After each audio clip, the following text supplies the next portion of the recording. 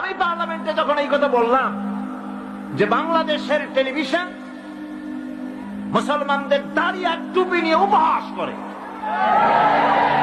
আমার পাশের থেকে একজন ট্রেজারি বেঞ্চ থেকে বলল, আপনি মিথ্যা বলছেন, আল্লাহর গজব হবে আপনার উপরে। আমি বললাম, ওয়েট এন্ড সি, গজব কার উপরে হয় আমরা দেখি, অপেক্ষা করি।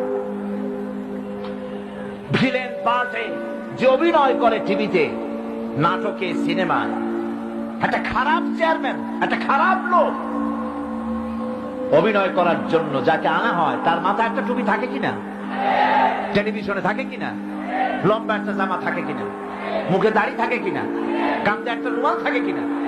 এবার আমি প্রশ্ন করি, মুসলমানদের মাথার টুপি কি জামাত ইসলামী? মুসলমানদের দাড়ি আর লম্বা জামা কি শিবিরে?